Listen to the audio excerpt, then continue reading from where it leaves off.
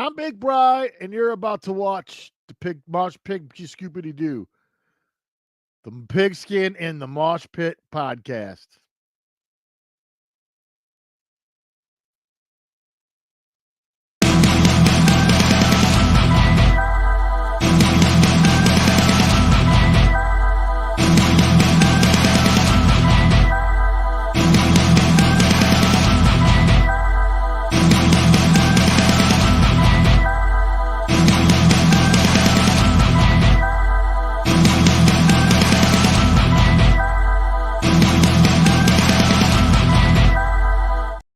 What's up, everybody? I'm Big Bri, and you're watching Pigskin in the Mosh Pit podcast. I cannot say it.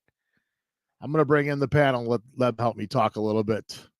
From Purgatory, Jeff Hatrix. What's up, brother? What's happening? Of course, the man. Chilling. We got Larry the Wolf. What's up, Larry? Maybe you guys can help me talk. I've already fucked everything up on that intro. I can't even say anything. So that's all right, though. We're talking Cleveland Browns. We're talking football today. We got Jeff back in the house, but we lost Dan tonight, so kind of a trade-off there, but I think we'll be fine. It's still preseason, and so next week really I'll have a whole new intro next week, starting off the season.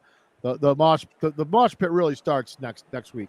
These have been nice shows, but I think we've been getting it warmed up for the season now. We're about to start. I mean, I'm excited. It's time, man. It's time to shine. It's really time to shit or get off the pot, I think, at this point. Really. Yes, it is. Yeah. I think that's where we're at here.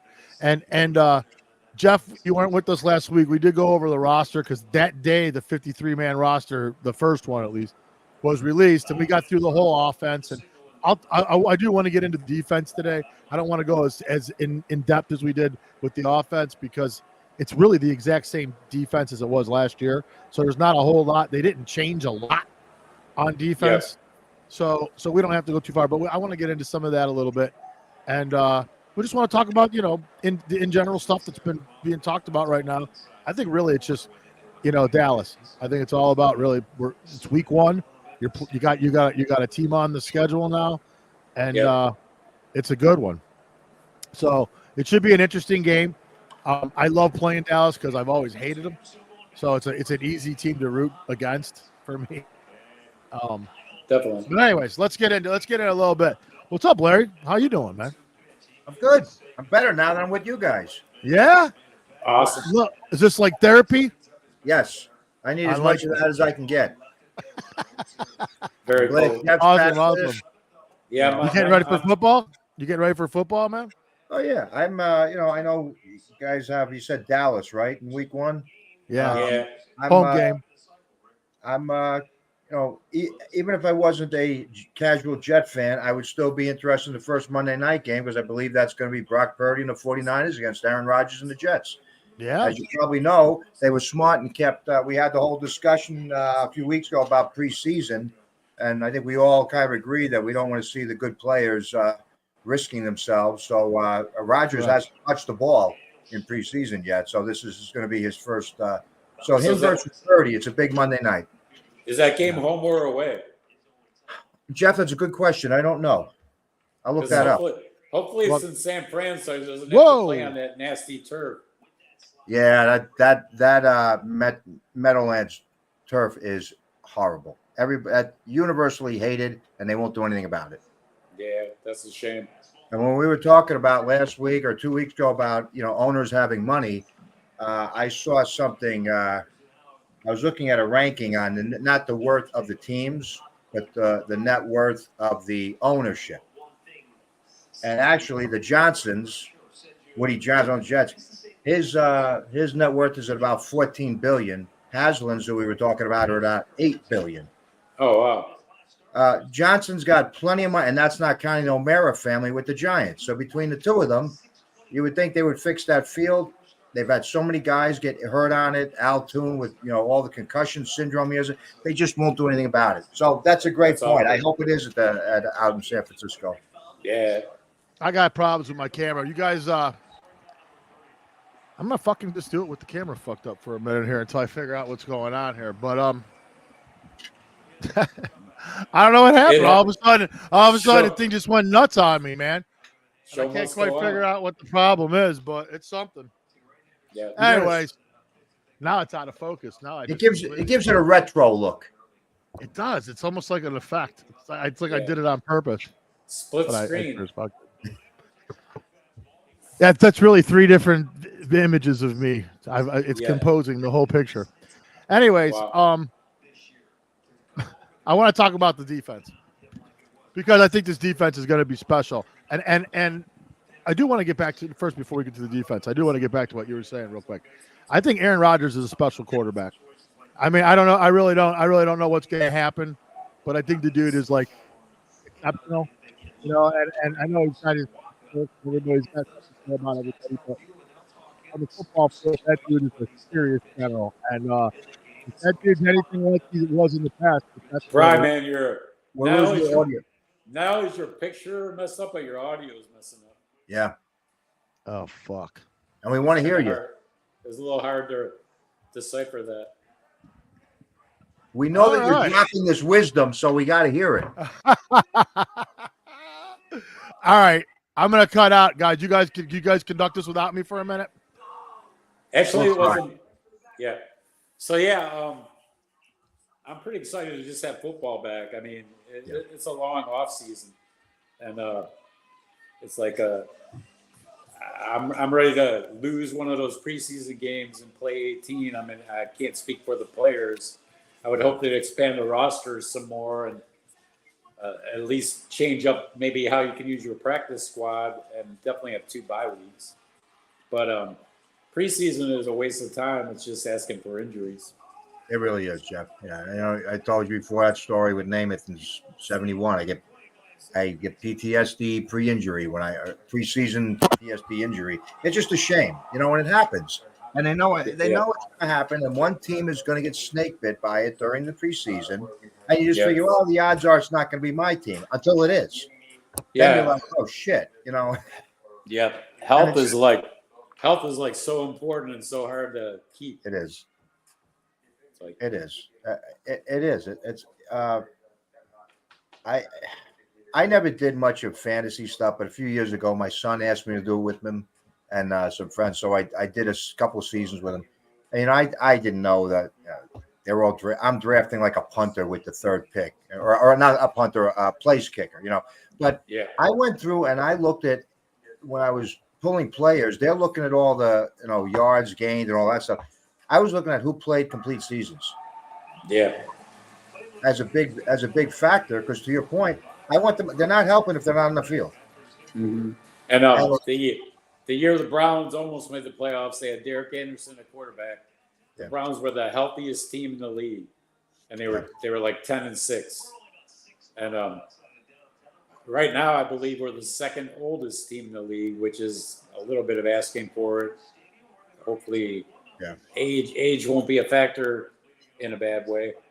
I think I saw that somewhere. I think it's somewhere around the 28 and a half, 29-year-old mark is the average on the team. Yep. Yeah. But I really hope as long as they're not playing the Browns, I really hope that Aaron can stay healthy. And I mean, he's due for another shot at a Super Bowl. Is it 13 years now? I don't know, but it's 54 for the Jets. So 55. Yeah. So yeah, he's for as great as a player as he is. I mean, his legacy is secure with the MVP stuff, but he still has to lead a team. He has to lead another team to a Super Bowl. And if he can put the Jets, who are just a shitty franchise, they just are. If he can put them on his back and take them, because he has more talent right now on that team far more talent than Joe Namath had in 1968.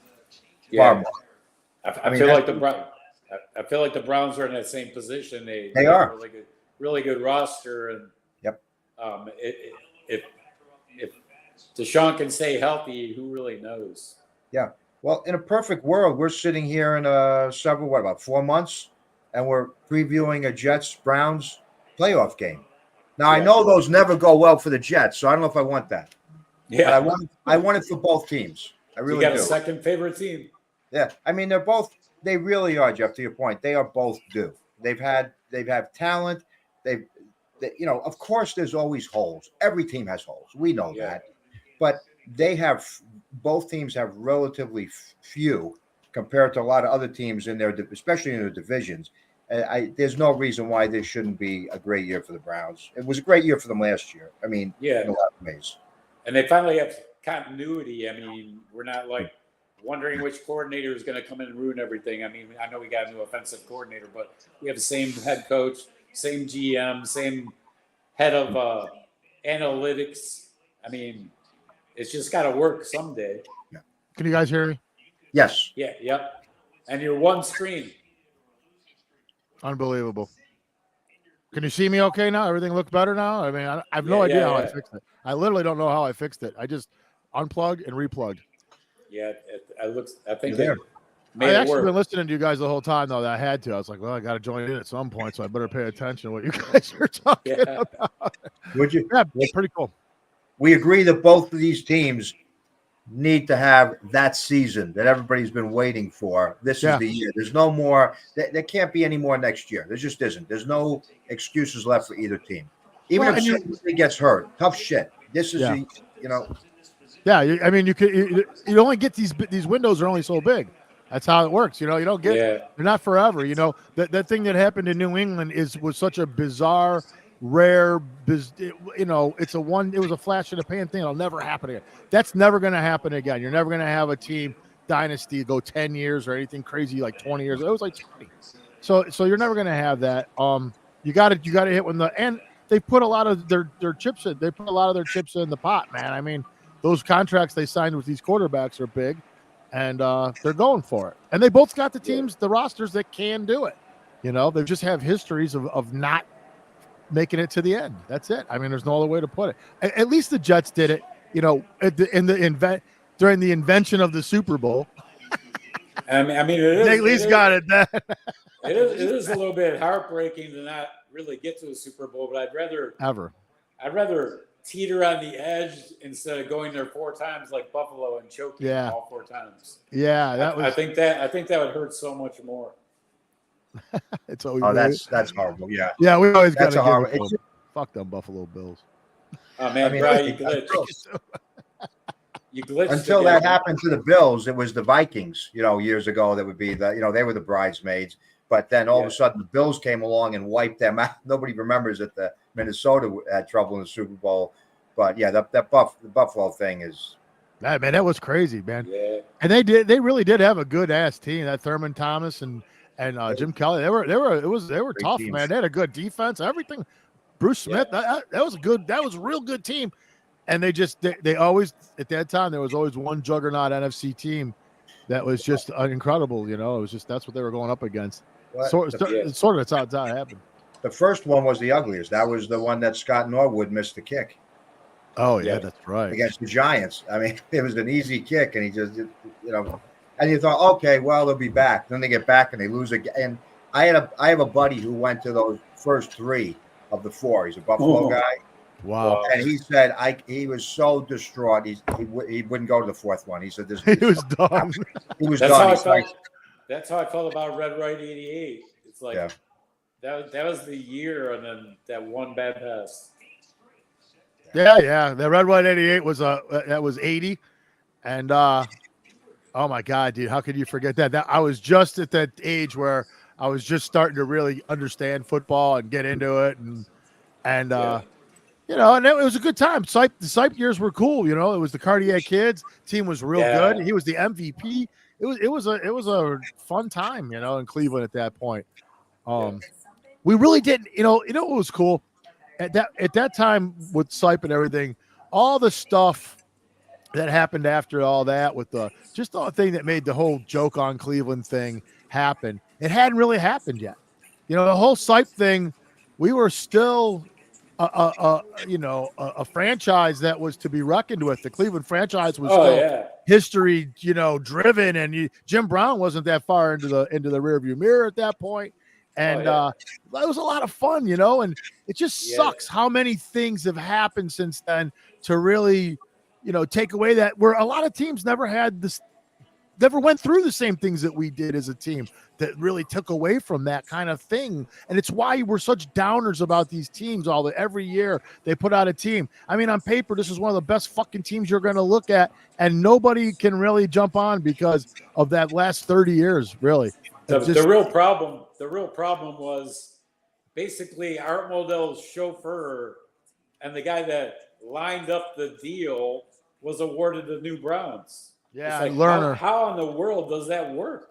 Yeah, that was kind of weird. He should have been the last person that got the team, and then his son could give two shits. He's like, I'm a soccer fan. I don't care about this team, and it's like he basically said it.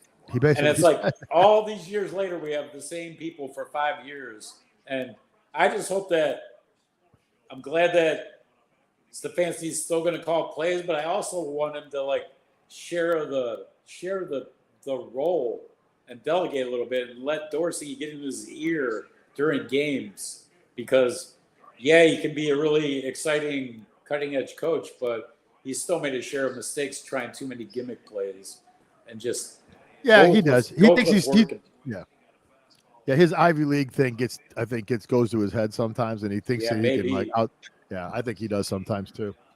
Yeah. All right, dude, let's switch gears a little bit. I want to get into the roster just a little bit because this game's coming up. We got, like I said, we went through the whole offense.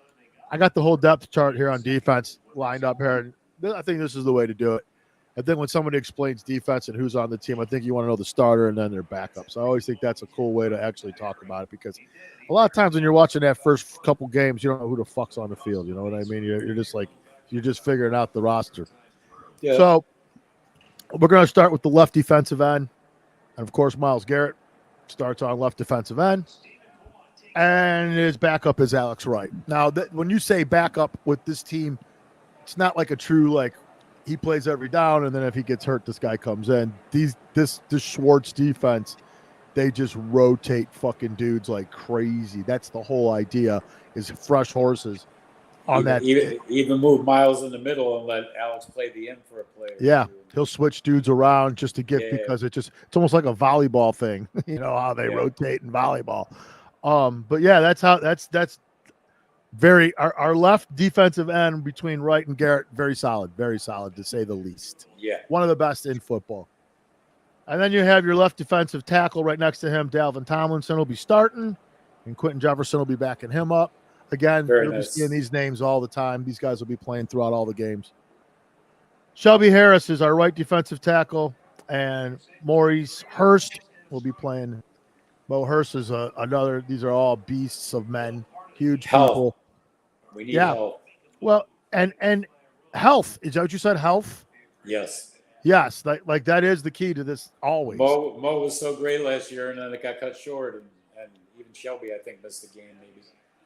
But if they could stay healthy, it's pretty monster. Yeah, because the finish off our defensive line, our right defensive end is Zadarius Smith. Backing him up is Agbo Okoronkwo, and backing them up is Isaiah McGuire. So McGuire will still play. That's how this whole thing works. It's like that defensive line, they're all starters basically. They're just rotating. Noticeably absent is Siaki Ika, and it's like good riddance here. Yeah, right. No, that's a pretty amazing line. I think the defensive line is the strength of the whole team. I think if there's one thing you can say about the Browns, their defensive line is their strength. And what's great about that is the linebackers can play linebacker instead of trying to do too much because they're backing an exceptional line. Yeah.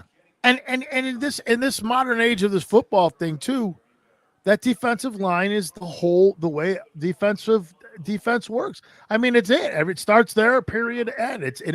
They've taken out a lot of that middle need for a linebacker. So if you have good linebackers on a defense like theirs, it's a luxury.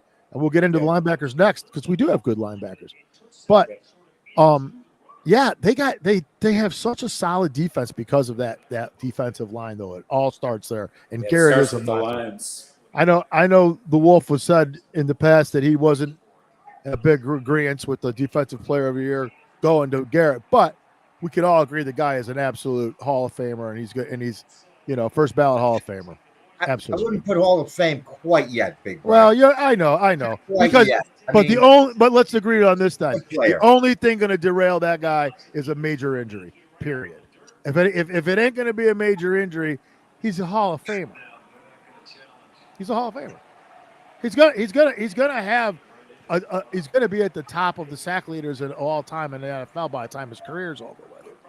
If he doesn't get a major injury, that's gonna put you in. Not necessarily. I don't know. I think he goes. Look at how long it took Randy Gradishaw to get in. Yeah, I know. I'm not saying everybody gets in. No, I understand, but there are guys. Mark Gastineau's been sitting around and he was a defensive player in the year. Flecko sat around from '81 being a defensive player of the year. Yeah, I don't know the story with Gastineau. See, to me, Gastineau should be in the Hall of Fame for sure. Well, Mark Gastineau in the Hall of Fame. He's got people like Howie Long who've been working against him for the last 38 years. But yeah, I understand that. You know, it's a little bit to me. It's a little bit longevity too. How long can Garrett play? Yeah, I mean, if he could play for like crazy amount of years, you might have a better chance. Yeah, I don't know. I get what you're saying. He's a very good player. I would take him on my team in a second. Yeah, I got you. Very good player. I still think your elite defensive end, edge, whatever guy, you get 20 sacks in a year at some point, and the truly great ones do it twice. Well, yeah, I agree. How hard it was. There's only one guy who ever did it back to back 20, but that was Gastineau, and it took all the way till T.J. Watt tied him. I agree, but 42 years later. I mean, it's a tough thing. Okay, but I will say this: there is a difference. It's just like defensive backs right now in this league. But I just was listening to an interview with Frank Minifield, ex-Cleveland Browns defensive back, and they were talking about how they don't allow these guys to touch these receivers at all, and how records can be completely skewed by the idea that the rules have changed so much to protect so many things. Like now, and it's not just protecting the quarterback; it's just protecting offense in general, making it an offensive game. So all this is allowed, and I think in their effort in doing that, I think you've seen guys like Watt and guys like Garrett. The excessive holding going on right now in the league to protect quarterbacks is disgusting. And I understand it always existed. There's no doubt in that. But in their effort to be quarterback, protective, this is an easy way for them to do it. They don't even have to create a rule. They don't need anything. They just let them hold and end of done. Well, Done. And the quarterback can't be touched. The biggest change is in 78. And we talked about that before. It's the pre-78. It was all leveraged towards cornerbacks. That's the Mel Blount rule. You could beat the shit out of the receiver all the way down the field. That's why you see old electric football games. The linemen are all like this, the offensive linemen. Yeah. They couldn't extend their arms. So, we had, what's his name, Deacon Jones, head slapping the shit out of guys. You imagine how many numbers to put up if they could head slap them. But now offensive linemen can, hold. And it goes both ways, because then you get the things that never existed before. There were guys like Roman Gabriel 50 years ago who was tough to take down because he's a big man. But he would have been wrapped up for extra 30 sacks in his career if it was I get what you're saying. No, I hear you. I hear it. Hall of Fame is crazy. We can be very, all of us can be very objective on this. Kenny Anderson isn't in the Hall of Fame. Yeah. I mean, he was a offensive player of the year. He's a league MVP. I think he led the league 2 or 3 times in touchdowns or passing yards, but he never got a ring. I think they're a little more forgiving with defensive players not getting a Super Bowl ring. Right, because they don't feel like there's is direct. They're not exactly. But that's the thing that holds quarter. I mean, look, Eli Manning's not in the Hall of Fame. Yeah, I know, that's crazy. How the hell has that happened? So I agree, that's crazy. I think Jeff, you said earlier, if Garrett does like another 4 or 5 productive years at this pace, he's got an excellent case. Sure. Yeah. Okay, that's good. That was a good one. That was a good conversation. I like that. That was a good defensive line. Let's get into the linebackers real quick. See if we can get into the same kind of conversation. All right, starting off at our weak side linebacker, Jeremiah Owusu-Koramoah will be leading us. And I really like that guy. I gotta say right now, he's really grown into a fun guy to watch. He's a fun guy to just to watch talk and everything. He's just a good dude. He uses I kind of like him. Schwartz. Yeah, I like that guy. And then backing him up, Tony Fields. And this is a little different. I think you'll see more Koromoa on the field versus a running thing. That's the defensive line where he really rotates him in and out of there. I think Koromoa will be roaming that field a lot.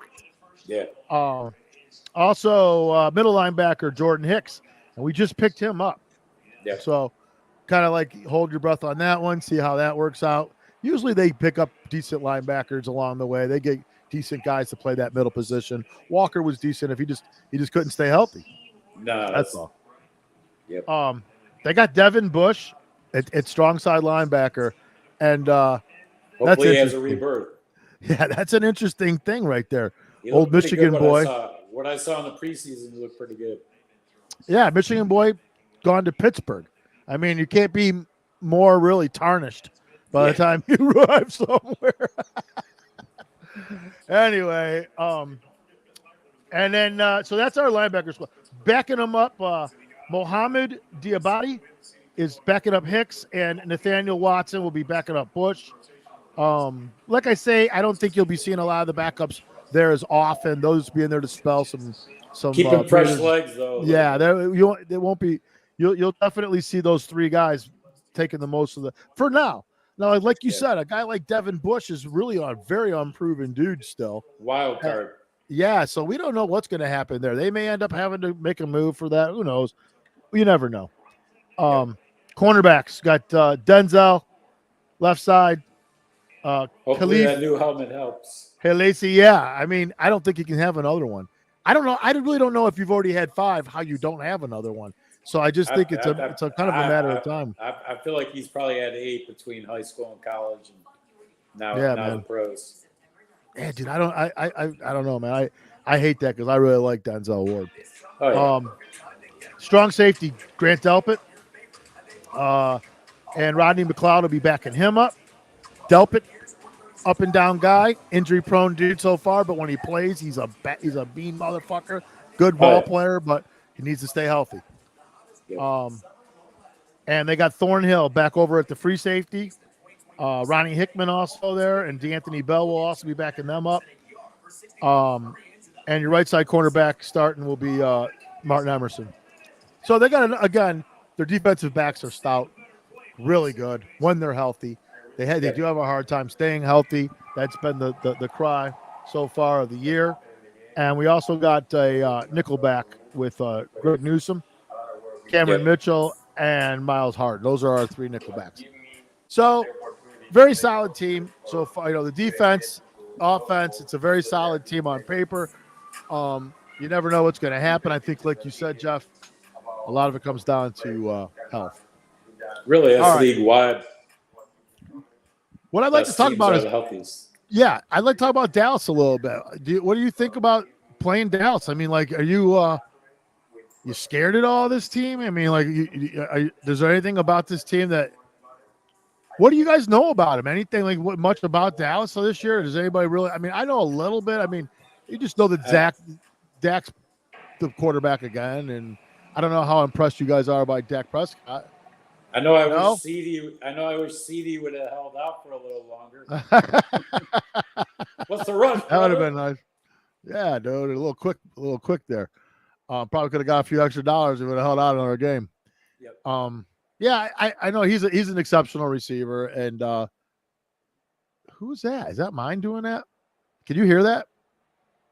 Is that okay? That's mine doing it. He's an exceptional receiver, but Prescott, man, I just don't know what I think about Prescott. I can't wrap my head around that guy. Like what's when I watch him, I'm never really that impressed by him. But at the end of the year, he has decent stats and stuff. So I don't know if it's like they always call it the eye test. I don't think he passes that with me. I don't know. What do you guys think? Is Zeke back there, or is that a fictitious rumor that I heard? That Zeke's back where? At in Dallas? In Dallas, I heard Ezekiel. I don't know. I don't know though. How effective is Zeke right by now, dude? He's got to be like one big bruise. That dude. I mean, he's. I don't believe he's what he was by any means. And God, no, man. I feel like the first game is a good time to get Dallas. I mean, I agree with you. They do get better as the season goes. That's how they are. I feel like it. Yeah, you're probably right. It's a good point. And home, that's a good thing too in Cleveland. It's it's going to come down to Watson though. It really is. Is he going to come out zinging? And I feel like Dorsey has him in the right place. Like, I have nothing against Alex Van Pelt, but I feel like they needed to cater the offense to Watson's strengths, and I feel like that's what they did, or at least I can hope. Yeah. Well, I don't know. I mean, like, they didn't show anything on the preseason. No, they're not gonna. Yeah, I heard Ken Carman talking about that. He was saying that he's like, they didn't have any. You really don't know what to expect this year, and I was like, I think that was literally by design. I really think they literally tried to keep us in the dark on this one all year, and that was it. I feel like that's the main reason they really don't play starters, because I feel like you could not show anything playing all your backups and get away with it even more, because players are going to have their own tendencies, even if you aren't showing plays 100%. Well, don't you think that the obvious part of things like knowing that this preseason doesn't do shit, because a guy like Huntley, they sign him, he's in the quarterback room for all this entire time, and now he's in Baltimore's quarterback room. Yeah. So there's not a lot that they can afford to give these dudes before the playbook probably changed entirely after he left. I've wondered about that. I've always what do you do those first 4 or 5 weeks in training camp if you can't really divulge any of the playbook, because they may go bolt to another team and say, here's their fucking playbook. How does that work? I've liked Huntley, but you need 4 arms in camp. But you had to know he was going back to Baltimore. He's a good quarterback. He's not your typical fourth guy. Yeah. You know who did what you just talked about, BigBri? Belichick in the AFC East was notorious for that. He'd pull a guy that the Jets, the Bills, and the Dolphins, but particularly the Jets, because he hated them. But he'd wait for them to cut somebody who was a contributing player that they were hoping to pull back in if they made the run. He'd pull them for that very reason. He'd get information on what they were going to run that year. He did it over and over again, and he was successful at it. It's like, why isn't anybody else doing this? He did that over and over again with the AFC. I have heard that. Yeah, you're not the first person I've actually heard say that exact thing. Yeah, for sure. He'd cut him eventually, but he'd get what he needed out of him. He'd get the information, then he would shit can him as well. Yeah, because you got to think they know that the possibility that Baltimore is going to scoop him up for that reason. You got to know that going into it. So maybe they show him a bunch of shit that they're not going to do on purpose. I don't know, but you still run the risk. You got other players that he's around. I mean, you run risks here. I think, right? So. It was a risk. It'd be funny if they could feed him the poison pill. That'd actually be pretty funny, wouldn't it? Give him a bunch of bullshit, and he runs over, and they're like, and then we whoop him like 63-0. That would be so great. I would love to beat Baltimore like that. We've beat up Pittsburgh that way a few times. We've had for whatever reason, we've had their number on a couple games where we beat the absolute. Oh yeah, but Carson 51 out of them. Yeah. Couple times we've done that, but not Baltimore, man. We've never really just destroyed them. They're due one. Nice though. You're down 14 or whatever, and come back and beat them. Yeah. With Watson injured. Yeah, Jackson did that to us once though. That asshole. Remember he was hurt. The whole game. Everyone thought he had the shits or whatever, and then he comes running out of the field like fucking Superman. Oh my god! If I had a rifle. I see Baltimore starts with Kansas City this year. Yeah, Thursday night game. I'll tell you what, that first Monday night game is going to be a good one, dude. You said it's San Fran and the Jets, right? Yeah, and Jeff, you asked earlier, it's at San Francisco. So that's good. Yeah. So he'll last at least one game this season. You can only hope. No, I'm a big fan of his, and I really think that, like, you know, I really can't see his arm is so incredible. I just can't see that injury. All of a sudden, he's no good anymore. That just doesn't make sense. I just can't see that happening. You know, I just hope we don't get hurt again. I mean, is that the tackle they're not allowed to do anymore? Or is that the one that hurt him? Yeah, that drop, whatever they call it, drop, hip drop. hip drop. I probably something. His foot got caught. You know, it just I feel like defensive players will just like put all their weight on a guy and just let him drag him. That's what happened to Jarvis Landry too the one year. Oh yeah. Yeah, they'll just become dead weight, and it makes it even more of a dangerous tackle. Yeah, right. Then you just have to give up and you just fall. But sometimes you're not in a position to fall when that happens, and that's how you get all twisted up and contorted. And then with that turf, there's like no giving it at all. Right. Yeah. So. Yeah. Like, I mean, let's just be honest. In football, the key is to hurt you legally. If they can figure out how to do that, and twist you up and get you in there, or you can't play no more, hey, that's a victory to them. They don't care. Nick Chubb. There you go. Nick Chubb, 100%. Second game of the year, AFC Central game. If they lost the game, it was like losing 2. So they just took out the guy that was beating the fuck out of him. Yeah, they did. He was going to score a touchdown on the play. They did. They did take his knee out. I at first, when you first said that, dude, I was kind of like, I don't know, you know, but I watched it and I was like, man, dude, he literally, it almost is like he looks at his leg and just dives right at his knee. Oh, yeah. It's like, I mean, wow, that looks crazy, man. It looks crazy when you watch it. It's just so funny that it's conveniently the same team that James Harrison or whatever took 2 of our players out in one game. And somehow I don't think a lot was called against them in the game. I think he got fines later. It's like, who cares about a fine? Yeah, not in the NFL. That fines mean nothing. Fines are just something to report to the public. Oh, we're gonna give your win back instead of your loss. It's like if something like that was at jeopardy or risk, like if you messed up and it cost your team a win down the road because like they could actually take that victory away, then that would make a difference. But these fines are garbage. Well, yeah, I agree. I mean, like, even when they talk about cheating and stuff like that, what happens if they find out a team was cheating? They're not going to take the victory away from them. Yeah, it's just stupid, though. It's like they never will do that. Oh, we're sorry. The officials fucked up. But it's like it doesn't help you after you took that loss and after you lost one of your main star players like that. That whole game went the toilet because they were banking on Chubb being 75% of the offense that night. And then they got to go back to the drawing board mid-game. He really had a blackout. It's a Scorpion song over here. I'm having a hell of a night. Yeah, you are.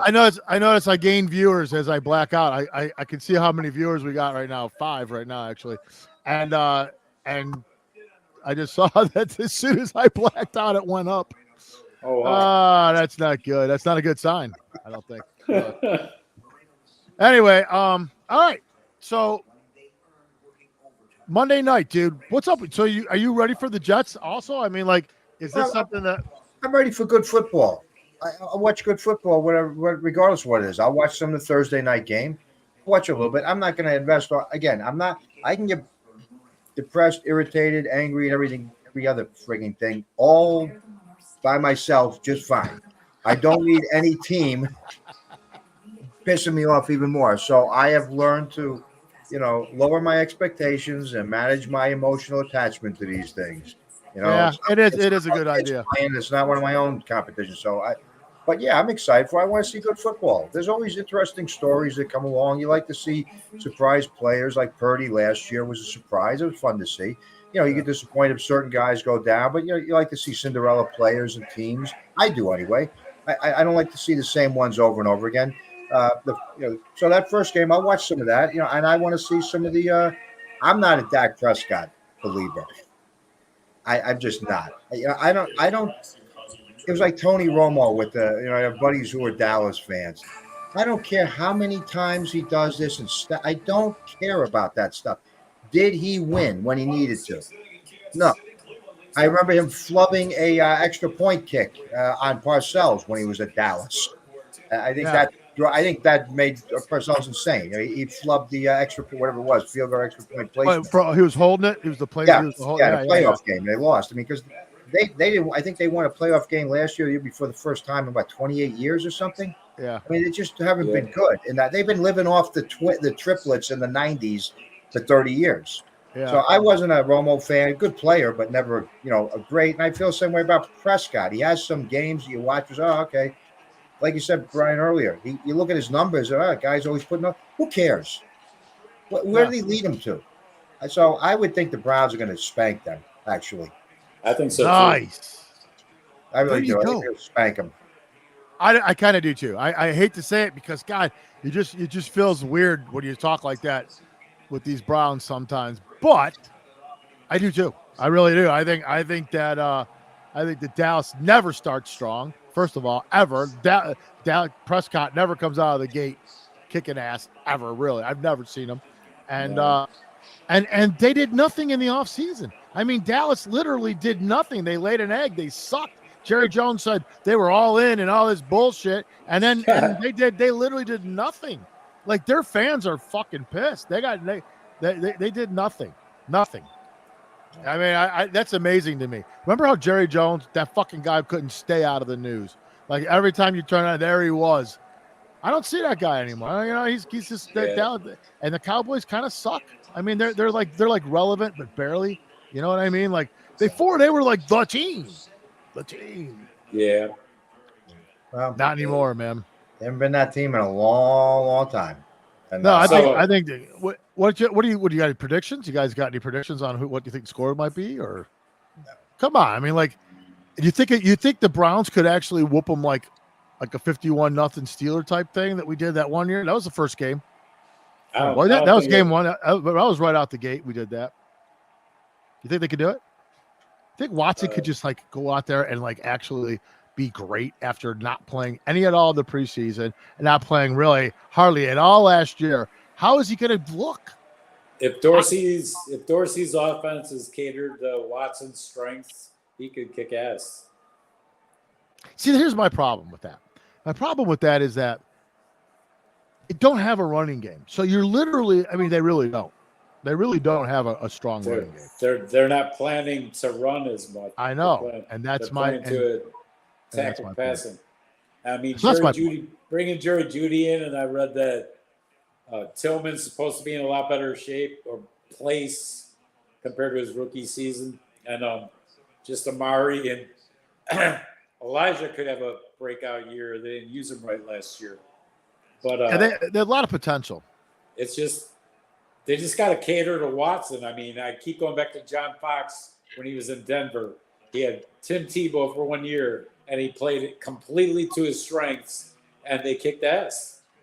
It's just you got to play with what the guy does well. You're not going to make Deshaun Watson into Joe Flacco. No, that's a good point. It's trying to make him into a quarterback he's not is ridiculous, and I hope. Yeah, you make a good point. I do think that's what happened there. I do think that Stefanski stepped back and said, you know what, I may not be the right guy to draw up this offense for Deshaun Watson. I need to bring in a guy who does that. I'm the head coach anyway, so I don't necessarily have to draw up the offense. Yeah, and I think Van Pelt was a big part of that. I think Dorsey brought in an offense that goes to Watson's strengths. I mean, right. I think Van Pelt went to Stefanski's strengths, and I think that those two kind of played hand in hand. And why would more Stefanski isn't what Stefanski needed. He needed a break from Stefanski, and I think to me, I really gained a lot of respect for a guy like Stefanski for making a move like that, because that is a head coaching type. That's a good head coach type move. As a head coach, you do anything to make your team better and to win, no matter what. If you're doing that. Buffalo at that moment had to blame someone. They aren't going to blame their own players. They're going to blame the coordinator. Yeah. Dorsey wasn't doing a bad job. They weren't executing. Yeah, he was just a scapegoat for that one at that moment. I'm happy he's here. Sure. Me too. Whether somebody is a CEO of a company or whatever they happen to be, or the head coach of a team here, if they're great, they will be able to attract and hire talent better than they are.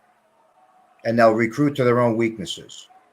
It's when their ego gets in the way that they fail and they try to hire people who are lesser versions of them, who tell them they're right all the time. A smart leader in any role hires somebody who thinks that they are better than they are themselves in a certain spot, you know? Yeah, And right. They're going to strengthen where they're weak or where they have a Whoa! The Matrix What is back. the fuck? Oh man. We went That to was the fun. outer limits. I don't know why it keeps happening. Took over the horizontal. It took over the There's vertical. nothing wrong with your television. Yeah. Do I sound screwed up again? No. I sound fine? Sound great. Can't see you. Yeah, I don't fucking get it, man. The darkness. You look like I'm just gonna have to mess with this thing. Definitely gonna have to mess with this thing. Son of a bitch. Yeah. Oh, we're losing them. Are you actually taking a bathroom break? And that's what you're doing when you black it out? I take the microphone with me. You never know. You keep the giant McDonald's cup with a milk jug next to you? I don't know what's happening, guys. I just don't even know. I keep them in. Wow. Yeah, I don't know. I don't know why it's happening. You wanted a different background like us. Dude, that's cool. When it happens, it looks cool for a second. Like you say, it's Matrixes. Oh yeah. Looks like Matrix 3 or whatever. I don't know why it's happening. Well, I had any clue.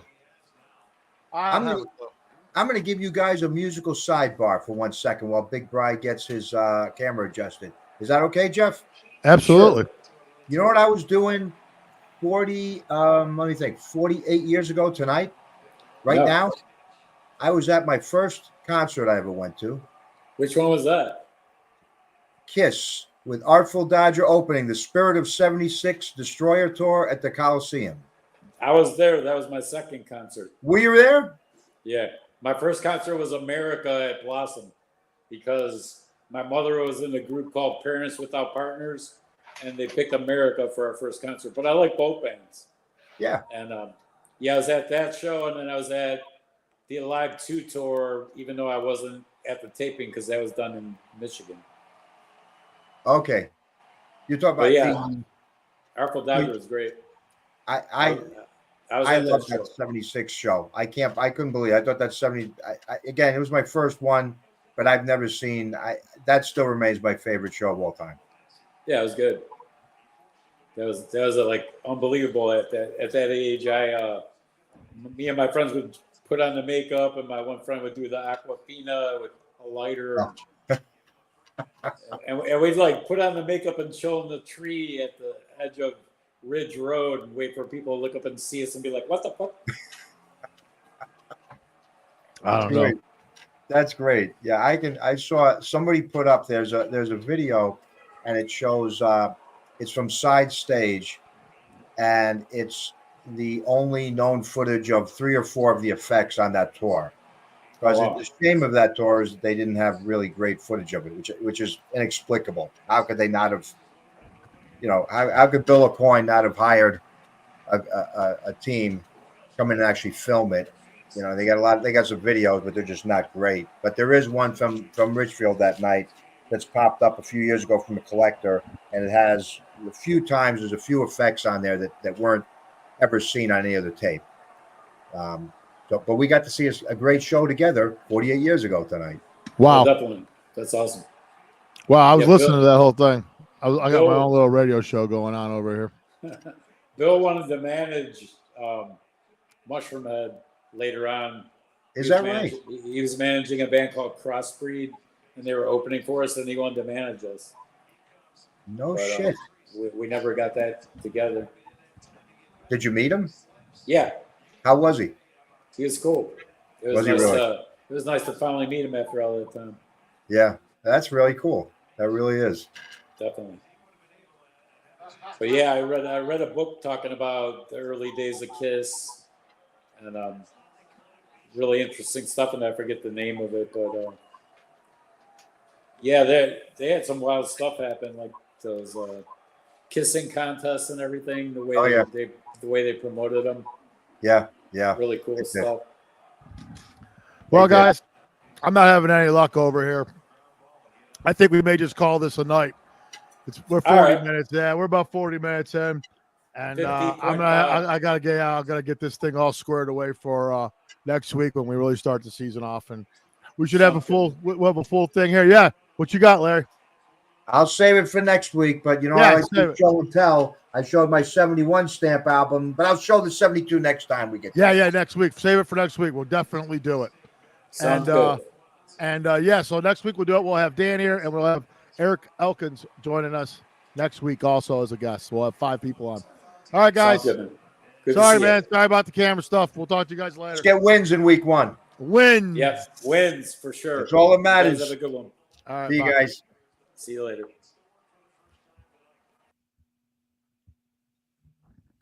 All right, Larry.